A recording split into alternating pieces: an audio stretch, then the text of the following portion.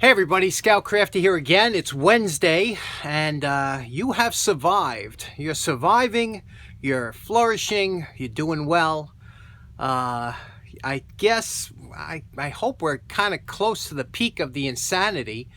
I don't think there'll be too much more of a run on the paper goods, although I went to my local supermarket the other day and for the first time ever, all of the paper items were gone, not just the toilet paper, now the tissues, the paper towels, and what's next? I guess anything in the paper plates were gone, anything in that paper aisle. I guess people were just saying, if it's close to where the toilet paper was, just grab it. So that's interesting. And, this month, I'll be coming up on my 3-year anniversary, the end of this month, 3 years that I've been retired. And I have to tell you something, it has been the fastest 3 years and the best 3 years of my life. Isn't that something?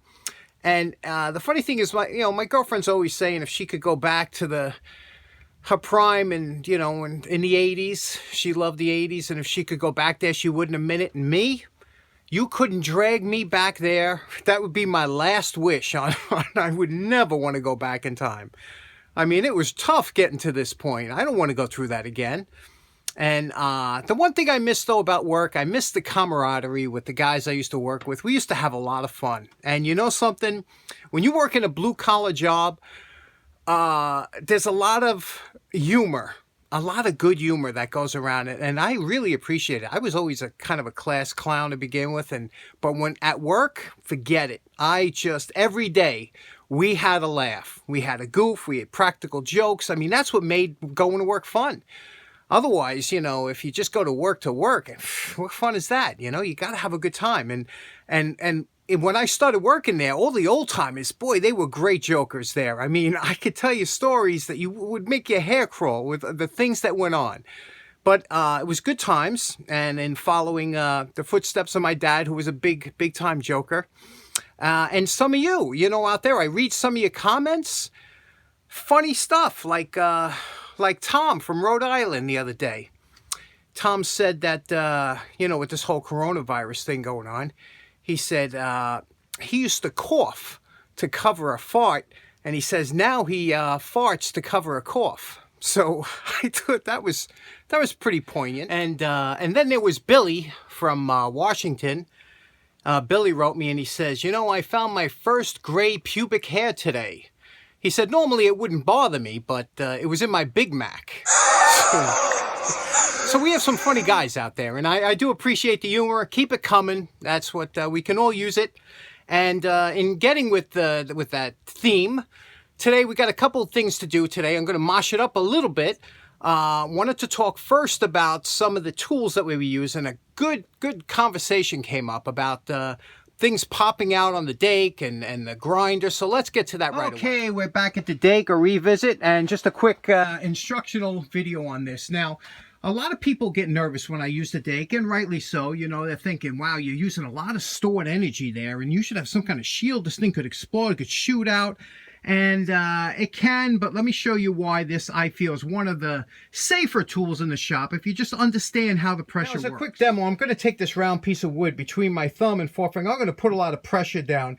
And what do you think is going to happen when I get to a certain pressure, and I'm going to push down real hard. When I get to a certain pressure, it's going to pop out, and everybody thinks the same thing's going to happen with steel. Basically, all you have to remember is that the pressure needs a place to go. Now, if I put this piece of wood here and I just pressed on the top here, it would just crush that piece of wood because the pressure is going between the ram and the plate. However, if I was to place it like this and try and press down here, what do you think would happen? And think about that as I apply some pressure. I'll tell you right now what's going to happen is it's going to build up enough pressure, but there's not enough surface area there, and it's going to shoot out of there like a watermelon pit between your fingers would. Here, we'll put some pressure on, put some more, and eventually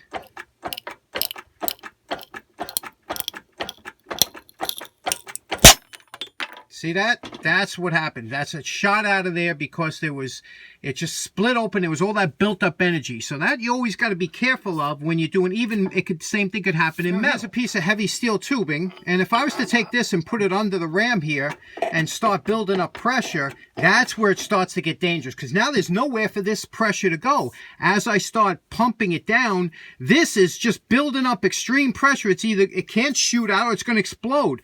That's where you have to be careful. However, if you give the item that you're trying to manipulate a place to go, then you don't have to worry. Now let's say, for example, I wanted to straighten out this piece of steel here. You know, I just want to straighten it out. The one thing I would do is I would want to redirect the force. As the force is coming down here, I would want it to spread open. But these corners could catch into the metal or whatever it's holding and give you some, restriction. So in that case, you put some sliders, any kind of metal that you would get, scrap metal, you just put under here like this, and that'll help slide the bottom. And watch what happens now when I add pressure. That'll slide, and that will allow, you see that sliding? Now that will allow that to open up without the pressure building up so much that it'll, for any force and shoot out of there. So that's one other trick, just by having a way for that pressure to escape. Now here I put a piece of cardboard under just so it won't dig in there, but I want that to slide out and allow the force to have some place to go. And you can see what's happening here. You can see it's going to move it, and it's easily straightening this out without any excessive force being pushed down. We don't even have a quarter of a ton to do that. It seems like a super scary tool to use, but believe me, as long as you have a place for that energy to go, it's a pussycat to use. And the thing is that if you're cranking down and you're really putting a lot of tonnage on there and nothing's moving, that's when the hair on the back of your neck starts to go up. Something's wrong. But when I use it, it's 1 or 2 tons. Everything starts to move. Okay, it's fun. For today's first project, I go through the comments and reading the comments. And from the last video with the knife, the marbles knife, I had a couple people talking. A lot of people enjoy knives and collect knives and things like that. But when somebody asked me what was the strangest knife I have, and I have to show you one. Most of them are packed away, and I do like military knives and things like that. I just always did like them. But let me show you one of the crazy ones I have, because I have to do a little bit of work on it because I want to review it this summer. So let's go check it out. Now, our little talk the other day on the Mora knife, which I'm glad some of you picked up, and I really think you're going to enjoy it. In the comments, we were talking about, I did a review on the survival knife. This was a U.S. Air Force survival knife, and I told you I do like this knife, and it's a heavy duty knife, and it has a great history to it. I have a nice little video on here, but the one I was talking about today was that I said is really a strange one, and something that you don't usually see too often, is this knife here. This knife here is the British, they call it MOD, or Military Ministry of Defense survival knife, and this was issued in the survival kits to the Brits in the UK and the RAF, and you could see this knife is totally different than anything you've ever seen before. Now, first of all, this knife is manufactured by the J. Adams Company in Sheffield, England. I think it's Jack Adams. They had 6 generations of knife makers over there. And Sheffield is known for their steel and their good knives and things like that. But this is either love it or hate it knife. If you look on reviews on this knife, the funny thing is you'll have half the people can't stand it and half the people love it. So there's very few in between. What's so interesting about this is it's a 1/4 inch thick blade. Now, if you compare that to the... Look, it looks like a toy compared to but look at the thickness here, and this is known as being a thick knife. So it's quite a thick knife, and very robust, made for survival situations. Digging. This might be your only tool, so it'd have to be used for everything from digging to chopping to cutting to whatever you need to do. And you can see here, it's kind of rudimentary made. It's a little rough, Like if a lot of people complain that the scales don't, they're not smooth and close to the tang of the knife. And what the problem is you'll have some people that say, well, it's made that way so that the cold doesn't touch your hand. Whether or not that's true or not, I don't know. But a lot of people reform these knives and they customize them and make them their own, more or less. It has a nice lanyard hole. These are copper rivets like the ones we did in the rivet thing. But this one's black. A lot of them, there's another model that comes with wood handles with the brass rivets, and that has a different kind of look to it, but same exact knife. And the reason I have this down here today, for me, I like this stuff. I like it. It's heavy. It's so heavy you wouldn't want to carry this around. It's almost like 2 pounds. So you don't want to carry this around when you're hiking. But what's so nice about it is, again, the robustness and thickness. So I want to just take this and do a couple things to it. I hate phosphate coatings the way they feel. But I just want to get it ready for when I take this out to do a review. So the first thing we're going to do is going to soften this edge on both sides. And the reason is, if you're ever going to do any batoning or anything, this edge will really mess up your baton or whatever you're going to use. So just a slight softening of that edge. And for me, and just take off some of the, the grime on this phosphate. I like to feel smooth. So let's go do that.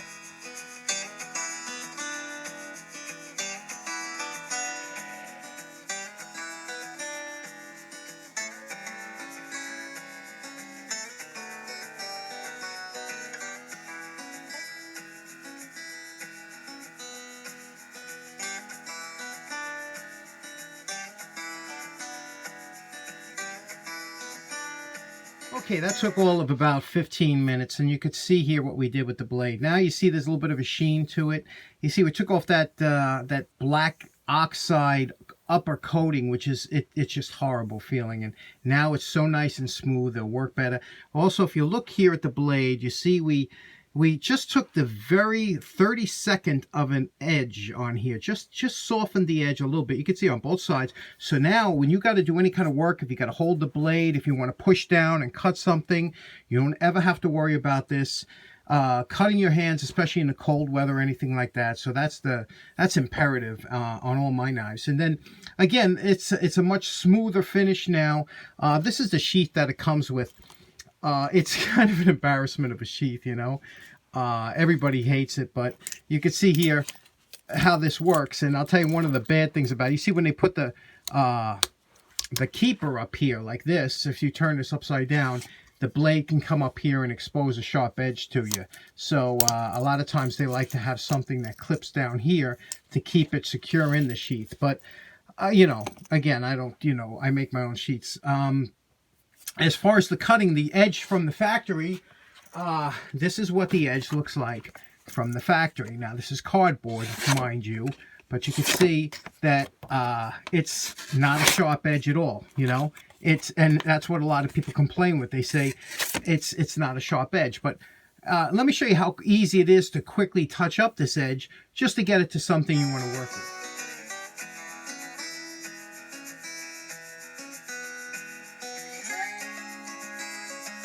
Now, we have literally less than 30 seconds on putting that secondary bevel. You see that edge right there? You see that shine? That's what we did on both sides, just with the belt sander. Real quick. Again, I didn't hone it or anything. That's right off the belt sander. And watch this. You see, now we can get somewhat of a cut on here. And I'll tell you the truth, that's as sharp. You can stone it. You can do whatever you have to get. That's as sharp as I need it for when I'm in the field. You're going to be doing chop and things like that. I don't like to carry razor, shaving sharp knives in the field because I wind up cutting myself. That's just the way I roll. But for chopping, for things, for what you're going to use this for, that's about the sharpest edge you need, and it's something you don't have to worry. If you should accidentally touch your finger, you're not going to be doing first aid in the woods. So I like this knife. I have to tell you, I do like it. A lot of people hate it. And what are your thoughts on it? Do you like it? Do you think it's too big? What do you think? I was having a discussion with one of my buddies from the UK about Vise grips versus mole grips or mole wrench. So let's talk about that real quick. Okay, real quick. 1924, William Peterson makes the Vise grip pliers, the locking pliers. He makes these out of DeWitt, Nebraska. They're fantastic pliers. I bought this when I was 17 years old at a place called U.S. General, Long Island. These things have served me so well. They're just absolutely fantastic. Now, here's the thing.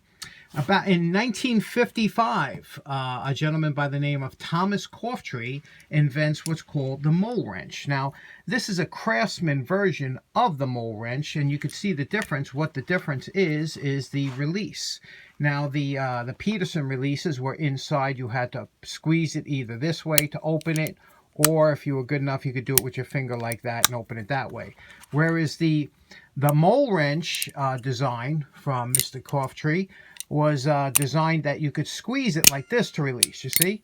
So it's very easy, one-handed. You could take any one of your fingers, just squeeze that bottom piece and release it. Now, you don't see too many of these here in the U.S. You know, you still see a lot of the Irwin is making the vice grips now with this release. This release, you know, since we're used to it, it's something we're used to. But this release here, it's being I'm not used to it, it's a little bit awkward, but it seems like a better type release that you could squeeze it. Now, my question is, if any of you have had both and used both, which one do you prefer? But this Craftsman model here is something you don't see too often.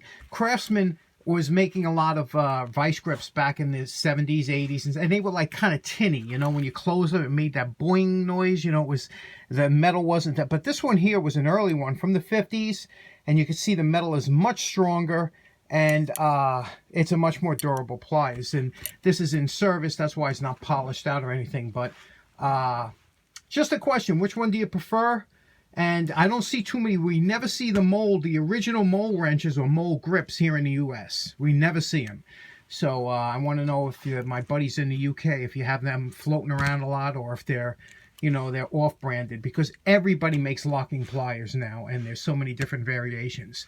Just a question on the locking pliers and what type you prefer, and how available are these the mole type in the UK. So in closing, I just want to say special shout out to all my prepper friends, all the guys that stocked away all the supplies and food for the doom and gloom that was, you know, it was inevitable.